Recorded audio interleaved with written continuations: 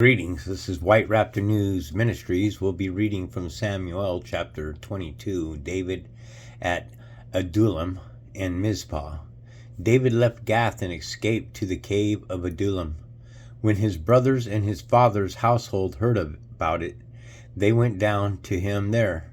All those who were in distress or in debt or discontented gathered around him, and he became their commander. About 400 men were there with him. From there, David went to Mizpah in Moab and said to the king of Moab, "Would you let my father and my mother come and stay with you until I learn what God will do for me?" So he left them with the king of Moab, and they stayed with him as long as David was in a stronghold. But the prophet God said to David, "Do not stay in a stronghold. Go into the land of Judah." So David left and went to the forest of Hereth. Saul kills the priest of Nob. Now Saul heard that David and his men had been discovered, and Saul was seated, spear in hand, under the tamarisk tree, on the hill of Gibeah, with all his officials standing at his side. He said to them, "Listen, men of Benjamin, will the son of Jesse give all of you fields and vineyards? Will he make all of you commanders of thousands and commanders of hundreds? Is that why you have all conspired against me? No one tells me when my son makes a covenant with the son of Jesse. None of you is concerned about me or tell me that my son has incited my servant to lie in wait for me as he does today." But Doeg the Edomite, who was standing with Saul's officials, said, "I saw the son of Jesse come to Ahimelech,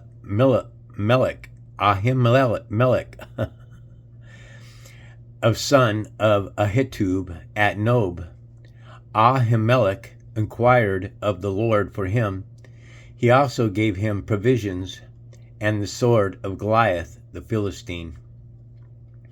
Then the king sent for the priest Ahimelech, son of Ahitub, and all the men of his family, who were the priests at Nob, and they all came to the king. Saul said, "Listen now, son of Ahitub." "Yes, my lord," he answered. Saul said to him, "Why have you conspired against me, you and the son of Jesse, giving him bread and a sword and inquiring of God for him, so that he has rebelled against me and lies and waits in wait for me as he does today?" Ahimelech answered the king, "Who of all your servants is as loyal as David, the king's son-in-law, captain of your bodyguard and highly respected in your household? Was that day the first time I inquired of God for him? Of course not. Let not the king accuse your servant or any of his father's family, for your servant knows nothing at all about this whole affair." But the king said, "You will surely die, Ahimelech, you and your whole family." Then the king ordered the guards at his side, "Turn and kill the priests of the Lord, because they too have sided with David. They knew he was fleeing, yet they did not tell me." But the king's officials were unwilling to raise a hand and strike the priests of the Lord. The king then ordered Doeg, "You turn and strike down the priests." So Doeg the Edomite turned and struck them down. That day he killed 85 men who wore the linen ephod. He also put the sword, Nob, the town of the priests, with its men and women, its children and infants, and its cattle, donkeys, and sheep. So whenever I read stuff like this, I got to roll back to Noah's Ark, man, coming straight off the Ark, that tells you that if you shed a man's blood, an Israelite, if an Israelite sheds another Israelite's blood, then by the hands of an Israelite your own blood shall be shed. And that's the law that was given to Noah off of the ark. So here you have Sal, who is a Benjamite, and by the way, the Benjamites were almost wiped out from all the Israelites, all but 600 men. And the story is that the Israelites gave 400 wives to those remaining, those that lived. They said, why should Israel have only 11 tribes? So they let the 600 men live, giving them 400 wives, and then there were 200 Benjamite men that didn't have wives, and they had a festival. And then those Israelites told the Benjamites that didn't have wives, the 200 that were over the amount of the 400 Israelite women, that they could go to a festival and pick out and choose who it is that they chose. So it's pretty shitty thing, don't you think, that David raised a sword, took on Goliath, became a great man, was a wonderful man inside of King Saul's eyes, and how they've gone back and forth. Because remember, folks, Saul was going to kill David, and then was brought in good grace with David, and then Saul was going to kill David, and then brought back in good grace with David. Now he wants to slay David again. It's just all simply a wacky way to roll. But one son of Hamelech, son of the Ahitub, named Abiathar, escaped and fled to join David. He told David that Saul had killed the priest of the Lord. Then David said to Abiathar, that day when Doeg the Edomite was there, I knew he would be sure to tell Saul, I am responsible for the death of your whole family. Stay with me. Don't be afraid. The man who wants to kill you is trying to kill me too. You will be safe with me. Blessings. Blessings to all those that serve the living God, that follow the commandments, that walk righteous. I kind of buffer, because Christians, they'll tell you, judge not, lest thee be judged. And I'll be honest with you, Christians are the most judgmental people on the face of the earth. They give you that syrup, that molasses syrup, it's just so thick. But the minute something goes wrong, oh, they are just such double-edged swords that come from their mouth. Because that's the same double-edged sword that comes from Jesus' mouth. It's the sword of the tongue, because our tongues are double-edged swords. They speak truth and they speak lies. Now, for me, I try to walk the most righteous life I possibly can. Am I perfect? Absolutely not. Could I ever be perfect? Not while I'm in this flesh suit. Not while desires and temptations in this world is throwing everything at you. Politics is a shit show. They lie to you about everything.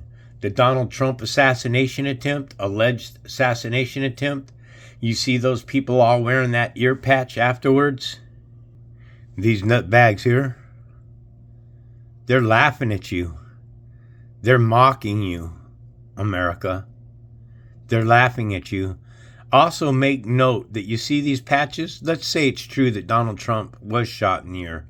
The next day, that's exactly the patch that he was wearing on his ear, one of these little square gauze bandages.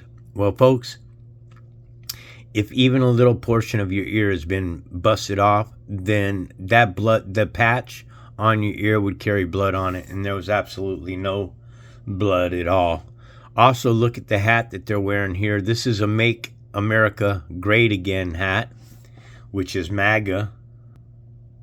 Here, looking down at the bottom, MAGA is a magus. Magus in Latin is a magi. A magi is a sorcerer. So Donald Trump is a 5th degree sorcerer. He's right at the top. All right, he's always been at the top. You got to understand that these people are all a hive with one another. Okay, he's even above the magistrates. This is why he's screaming, "Make America Great Again." It's all wordcraft, folks. This is why the word slaughter is in, laughter is in slaughter, and sin is in sincere. It's why eat is in create, and other words as well.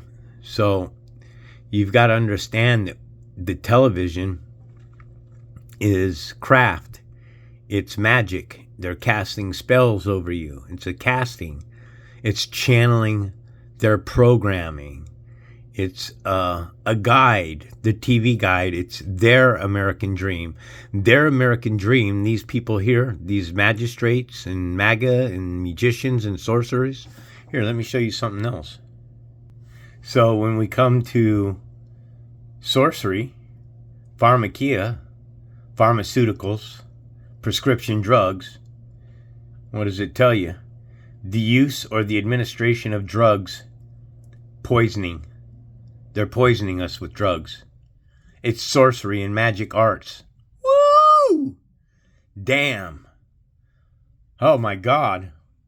Sorcery and magic arts? Because it places you underneath the spell. It weakens the mind.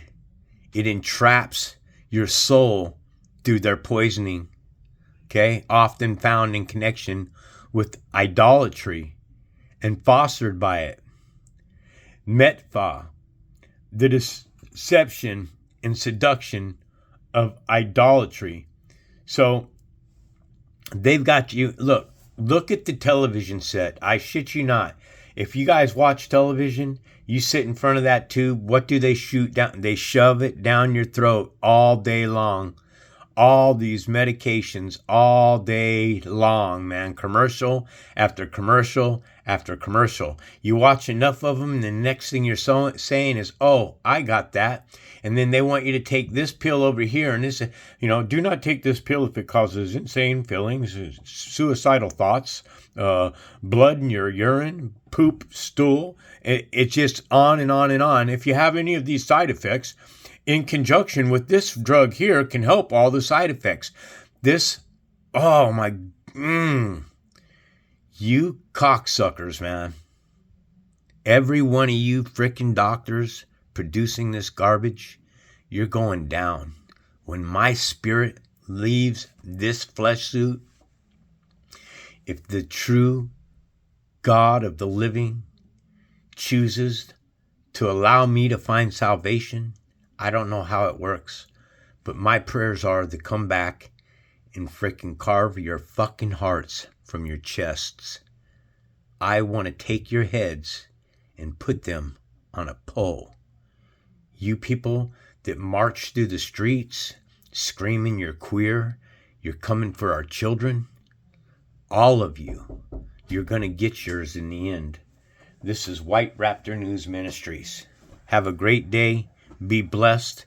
May the Spirit of God be upon you. All praise and glory to Him alone. This is White Raptor News Ministries.